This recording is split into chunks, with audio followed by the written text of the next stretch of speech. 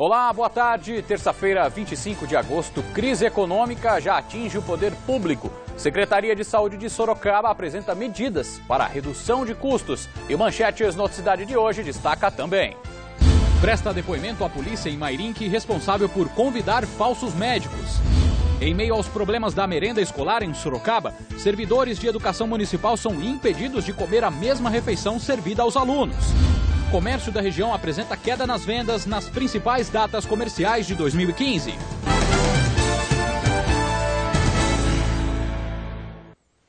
As investigações da Operação Placebo, que investiga a atuação de falsos médicos na região, continuam.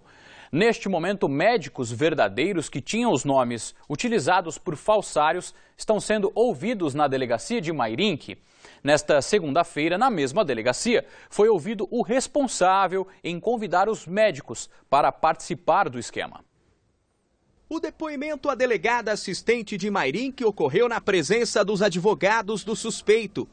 Segundo um deles, Bertino não teria participação no esquema. Em relação ao processo judicial, não há nenhum fato que comprove, a participação dele neste processo. Bertino Rumarco da Costa, que foi preso no começo do mês em Minas Gerais, foi transferido na semana passada à cadeia de São Roque. Além de convidar as pessoas a participarem do esquema envolvendo falsos médicos, Bertino é suspeito de utilizar o nome de outro profissional, Nas Adonias Carvalho Assis, para exercer a profissão em cidades como Tatuí. No prontuário de um paciente atendido este ano no pronto-socorro da cidade, consta o carimbo do nome que ele teria usado como falso médico. No último fim de semana, mais 3 médicos que estudavam na Bolívia e atuavam sem o registro no Brasil se apresentaram à polícia. Segundo a delegada Simona Ricci, eles assumiram que utilizavam nome e CRM de outros profissionais pela empresa ICV, nas cidades de Nova Odessa e Franca. Nos próximos dias, a polícia pretende ouvir o depoimento dos diretores de saúde das cidades de São Roque, Alumínio e Mairinque. 17 quilos de cocaína, 1 quilo de maconha e mais de 1.000 porções entre crack, cocaína e maconha foram apreendidas na Vila Popular, em Várzea Paulista, nesta segunda-feira. Além das drogas, 3 pessoas foram presas e um menor apreendido. A ação faz parte de uma operação de combate ao crime organizado da Delegacia de Investigações sobre Entorpecentes de Jundiaí. Os suspeitos agora permanecem à disposição da Justiça e a investigação deve continuar nos próximos dias. A gente reforça a nossa campanha TV Sorocaba SBT contra as drogas. Elas trazem consequências.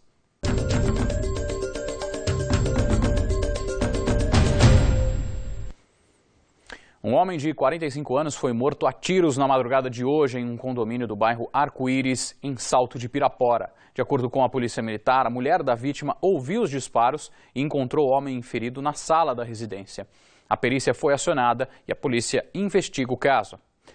2 suspeitos de atirarem uma mulher de 57 anos em uma tentativa de roubo na última quinta-feira na Vila Fiore, em Sorocaba, foram presos. De acordo com a polícia militar, a vítima foi rendida e baleada enquanto entrava com o carro na garagem de casa. Agora, a Polícia Civil deve pedir a prisão preventiva da dupla. E ainda em Sorocaba, uma perseguição terminou em acidente na noite desta segunda-feira. O veículo roubado no Jardim Leocádia foi localizado pela Polícia Militar no Jardim São Guilherme. Em uma rápida perseguição, o carro bateu em um poste. O motorista do veículo foi detido e encaminhado ao CDP de Sorocaba. Do começo do ano até agora, a TV Sorocaba SBT registrou 23 ataques a caixas eletrônicos na região. E um equipamento de segurança muito usado na Europa e que já pode ser encontrado no Brasil, pode ser aí a solução para este tipo de crime que não para de crescer no país. Veja na reportagem. Com armas de grosso calibre e bananas de dinamite nas mãos, criminosos invadem o supermercado e explodem os caixas eletrônicos. Nesse caso, só o circuito de segurança não serviu para nada. Mas eles não são os únicos alvos dos criminosos. Isso aconteceu fora do Brasil. Durante uma tentativa de assalto a um supermercado, uma misteriosa fumaça surge do nada e surpreende o ladrão. O bandido fica sem ação e vai embora. Nesse outro caso, os assaltantes usam marretas para quebrar os vidros de uma casa de câmbio. Funcionários acionam a névoa. Eles fogem assustados e sem levar nada. Esse novo item de segurança promete embaçar esquemas milionários de quadrilhas perigosas. A ação de um furto em uma agência bancária, por exemplo, dura no máximo 3 minutos. Na maioria das vezes, quando a polícia chega, os bandidos já fugiram. Por isso que o tempo de resposta da fumaça tem que ser ainda mais rápido. Assim que o sistema detecta uma invasão, em segundos, o ambiente é tomado por uma névoa densa. Com isso, é impossível enxergar um palmo além do nariz. Veja por outro ângulo. A fumaça esconde tudo. Mesmo assim, é possível respirar tranquilamente e os olhos não ardem. Só que a sensação é de sufocamento e você fica sem saber para onde ir. De tecnologia italiana e muito comum em países europeus, o equipamento está se popularizando no Brasil. A partir de R$ 4.000 é possível instalar o dispositivo. Ao invés de gravar as imagens, disparar uma sirene, que eles não estão mais preocupados com a sirene, colocar uma fumaça onde eles não vão enxergar onde que eles estão colocando a dinamite, se o parceiro dele continua ainda no ambiente para disparar, ele vai voltar para trás. Uma solução simples, mas que pode contribuir para o fim de ataques que rendem muito para o bolso das facções criminosas. Um homem foi preso suspeito de estupro à enteada de 12 anos em Mairinque. De acordo com a polícia militar, o suspeito de 42 anos teria instalado uma câmera em uma luminária do banheiro da escola em que a menina estuda. A diretora da unidade foi quem acionou a polícia após a adolescente reclamar sobre as ameaças que sofria. O homem foi detido dentro da unidade escolar. Foi apreendido um celular, pendrive e computador. Agora, ele permanece à disposição da justiça.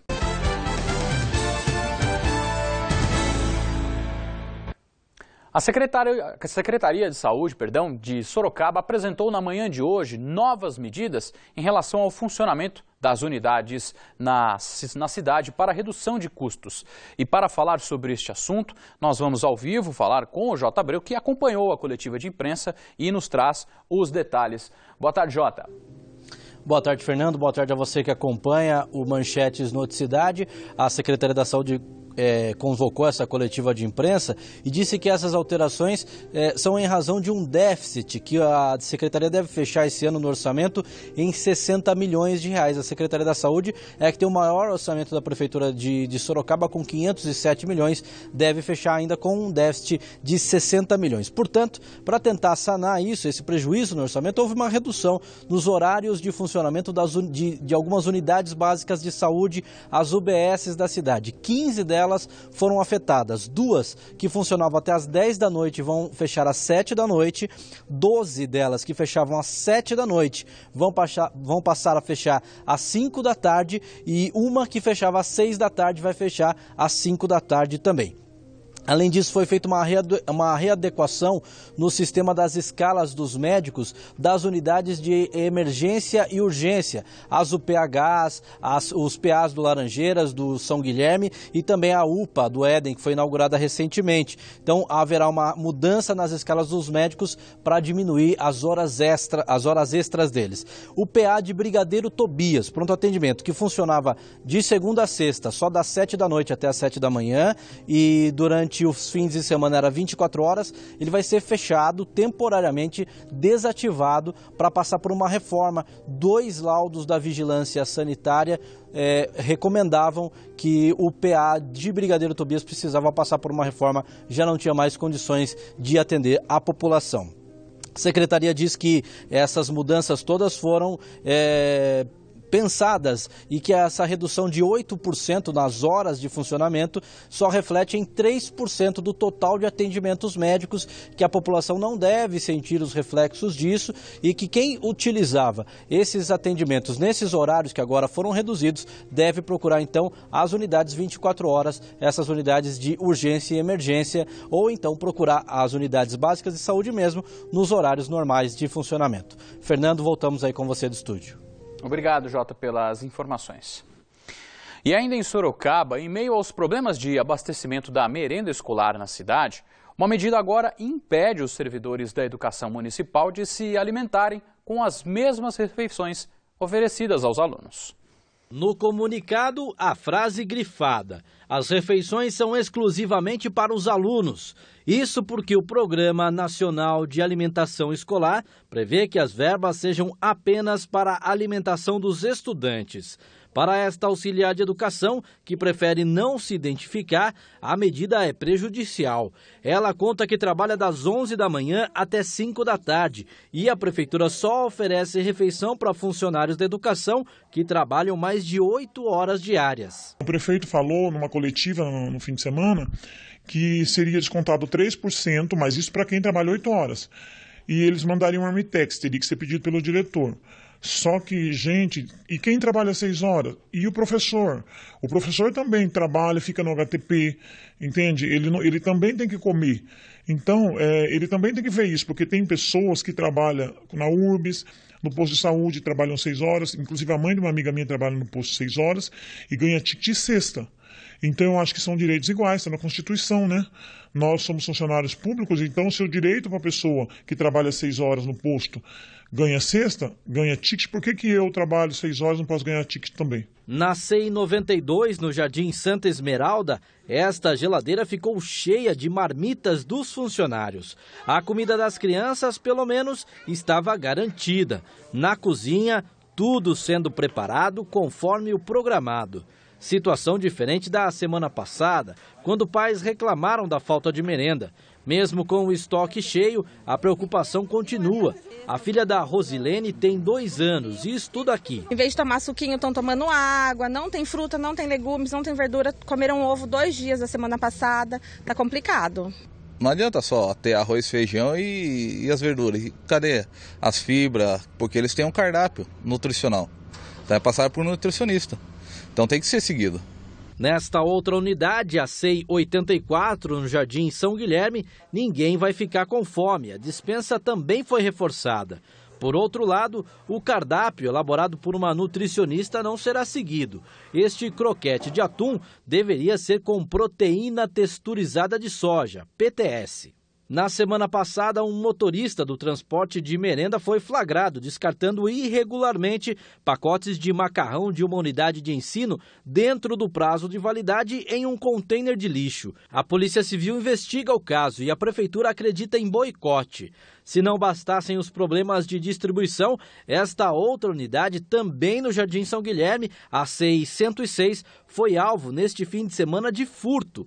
Os invasores deixaram este bilhete: valeu a refeição. Eles comeram frutas das crianças e ainda levaram uma televisão e um rádio. Para isso, arrombaram esta janela e esta porta, danificando as dobradiças. A Prefeitura de Sorocaba informou por meio de nota que os funcionários efetivos das instituições escolares têm direito a solicitar o fornecimento de refeição mediante ao desconto em folha de pagamento. E aproximadamente 1.000 alunos de 14 escolas de Votorantim deixaram de contar nesta semana com aulas no período integral. De acordo com a Prefeitura da cidade, o contrato com a empresa responsável que ministrava os horários extras de aula acabou na última sexta-feira e um novo processo de licitação está sendo aberto para a contratação de uma nova empresa. Na noite desta segunda-feira, 6 máquinas caça-níqueis foram apreendidas no centro de Sorocaba. De acordo com a Polícia Militar, um homem, proprietário do bingo clandestino e um jogador estavam no local. Eles vão responder por jogos de azar em liberdade.